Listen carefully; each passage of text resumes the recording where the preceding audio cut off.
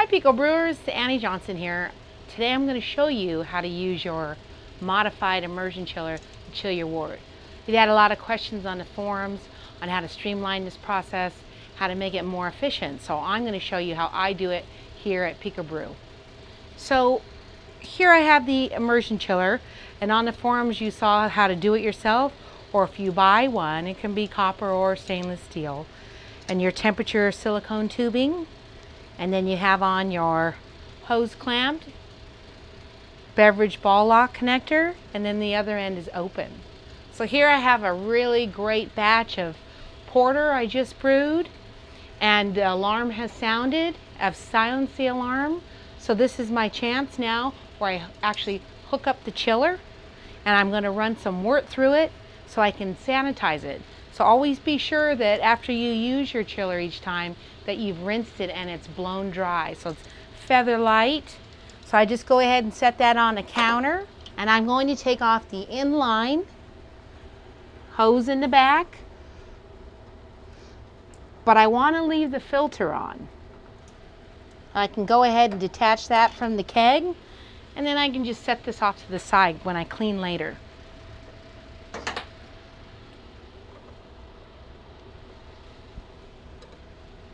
Good snap, all my pieces are secured. So I can go ahead and push start. And what that's going to do is cycle the boiled wort through the chiller. In the meantime, I have two buckets that I use, and I have them both filled with groundwater temperature water. I like to use buckets of water so I don't use so much ice. If I use 3 buckets of water, then I can use 1 7-pound bag of ice, and I can chill down to about 65 degrees. So I'm going to show you how that happens. So right now the Zymatic is circulating and it's going through the chiller, and I can feel as well as see, because I have a dark beer, but if you have a light beer it doesn't matter, feel the hoses. It's better to feel the hoses than the copper because the copper's hot. So once it processes through, you can see it just takes about 45 seconds, maybe a minute. If you don't feel comfortable, go 2 minutes. Any more than 2 minutes really doesn't matter because it's already sanitized as soon as that hot wort hits the inside of the copper. So now that I have it all the way through, I've felt my hoses, I know it's recirculating, I just go ahead and pick it up and I put it into the water. There we go. Maybe it's better to have a rag when you do that. I'll get one. And then I just go ahead and I watch, and I'm cooling down, and my target is 67. Right now I've got it at 168.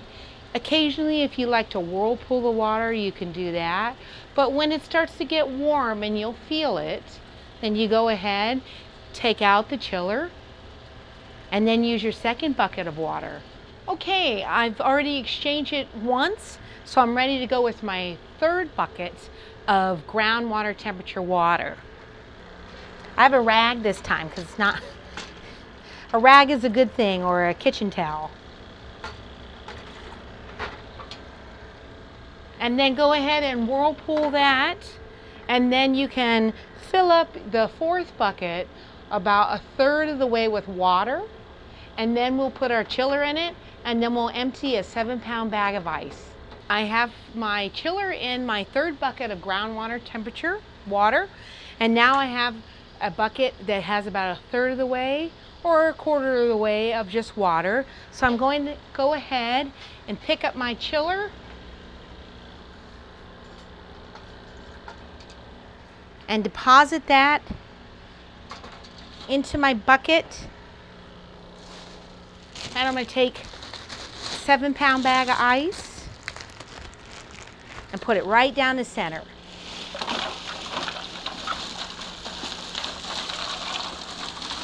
And I have a spoon that I use. I like to whirlpool. I don't constantly whirlpool, but every few minutes I just give it a nice few stirs. As the water begins to get warmer and the ice begins to melt, it's good just to give it a stir to distribute the the heat that's coming off the chiller more with the cold water and the ice. And then I'm watching, I've already dropping down. I'm about 17 minutes in, and I'm about to 80 degrees. And I'm only going to 67. I want to let you know that it takes about 10 minutes for the entire volume of wort to pass through the zymatic.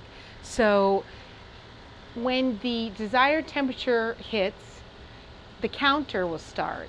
It'll count down for 10 minutes, and that accounts for an entire pass through of the wort, so you have a stable temperature. So keep in mind though, sometimes you'll stir it and the temperature will go down, but then if you walk away and come back, it may have gone up a couple of degrees. This happens as the wort goes through. So you want to get an accurate reading, it needs to make a complete pass through. So I don't want you to rely on a false reading.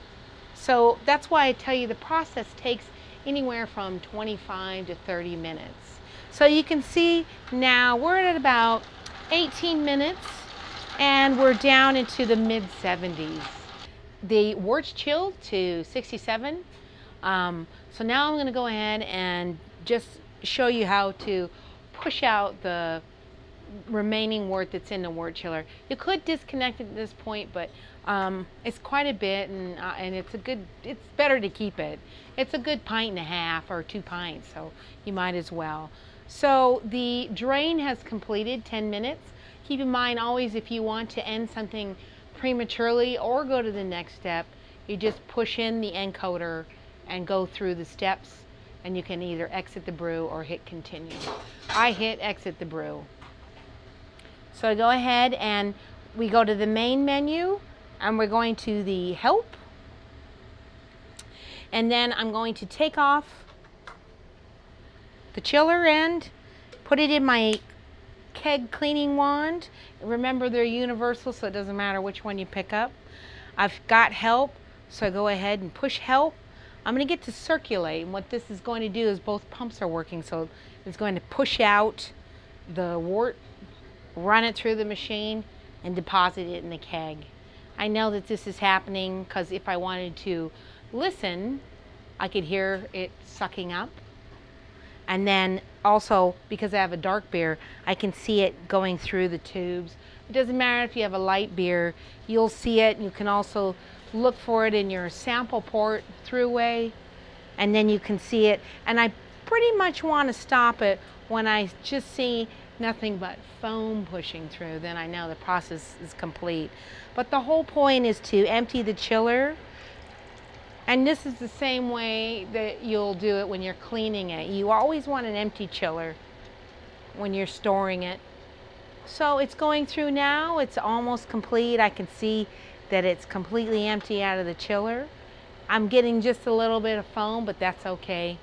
And then it's starting to go in spurts. And I also look here and I can see that the drain level is very low. So I'm going to go ahead and end it, and all I have to do to end it is push it in once and it exits, and I'm done. Now I can detach both hoses and the chiller, and I can go ahead and start my cleanup.